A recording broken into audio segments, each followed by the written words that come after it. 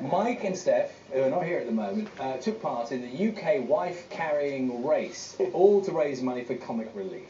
They volunteered, but given their relative sizes, they decided to do it the other way round. They broke with sporting history in the process. Take a look at this.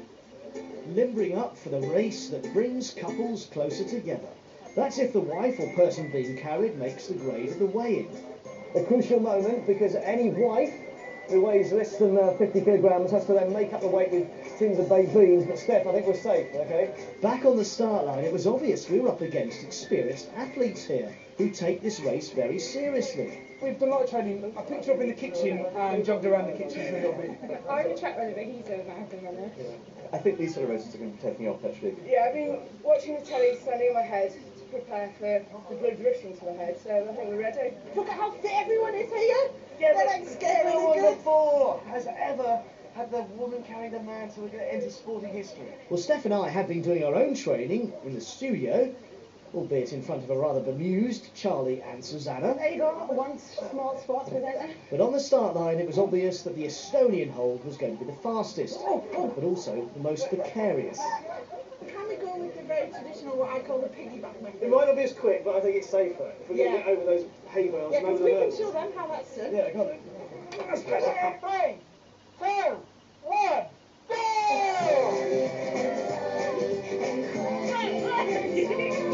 Luckily for Steph, you don't have to be married anymore to enter this race. Anyone can carry anyone. But we would make sporting history if Steph could become the first woman to carry a man up and around the 250-metre jump course. Up the hill is the hardest bit. She was also carrying top weight. I was the heaviest wife at 74 kilos. Wife carrying races started in Finland in the 1990s to make sure we never forget one of their most notorious criminals, whose gang raided villages for their wives. Thankfully today, everyone is willing, even if it can still be daring, and helmets are worn for good reason. Thankfully, Judy, on the left here, who was taken to hospital, wasn't seriously injured. Steph and I had our own issues. You're strangling me! As for the runaway winners, who now go on to represent the UK at the Worlds in Finland, they were home in 2 minutes. It is exceptionally tough. And the people that came in the top 10, the top 5, even the top 3 are probably national champion, national standard athletes. For Steph and I, the last few furlongs were lonely and wet.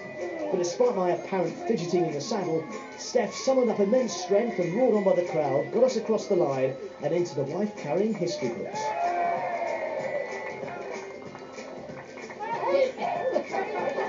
Mike Bushell and Steph at Dorking.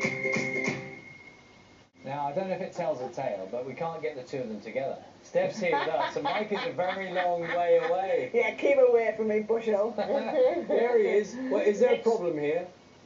No, I'm in exile, I think. I haven't seen Steph since, it has to be said. The last I saw her was when she was chasing me up the hill. But I take my hat off to Steph here. I don't think we should underestimate how difficult this was. In all, up and down that hill, it was around 400 metres, over the jumps, with water being sprayed in our faces. So it's like a flat racing horse, perhaps, doing the Grand National circuit over Beecher's Brook with, say, Mr. Blobby on her back. I think you just called Steph a horse. I know, this is why. You're making it worse. He did call himself Mr. Blobby, though. Yeah, but me a horse. But Steph, go on, talk us through the race. Well, it was... He's actually not too heavy, he's quite a small guy, and even though he was the heaviest wife in the race, apparently my mum says I'm quite deceptively strong, so it wasn't too bad, but the hard bit was his wriggling, like he just was wriggling, and also at one point he practically cut off my airway because he was strangling me, and he's got quite bony legs, so like a lot of people have said to me, like, how much pain were you in the next day? Yeah. But the most pain I had like a couple of bruises on my hips from his like little bony knees. I'm learning an alarming amount about both of your anatomies, which I'm not entirely comfortable with. Mike, what's with the bony legs? Well, I have to say, I do admit there was a bit of fidgeting in the saddle, but it wasn't something I was used to, having only ridden a couple of horses before. But the problem was, I didn't know where to put my hands, because I had to maintain a good working relationship with Steph, and it was difficult to know where to sort of hold on. Well, so that's why at one point I did sort of strangle poor Steph, and then after that, I tried the sort of method where I just had the arms out. trying to grip on with these rather, yes, bony knees. But I am training for the marathon, so perhaps I'm just a little bit too tight, maybe even. To be fair as well, like he did a great job of holding on because it was quite difficult, because especially climbing over those bales of hay and things. I was, you know, practically nearly fell over at one point, and he managed to hang on the whole time. Did you come last? Yeah, we came last. Oh, Quite a considerable Perhaps margin. we did come last, but we were shocked by the standard of the field. We mustn't forget that this race was voted Adventure Race of the Year in 2011 by Runner's World magazine. So there's a lot of athletes that introduced this to their training programme ahead of the marathon, say the London Marathon, and so there was a very good standard at the top of the field. Now, Steph, you've brought in your medal. Look at that. It's quite impressive. It's quite a big one, Yes, isn't it? yeah.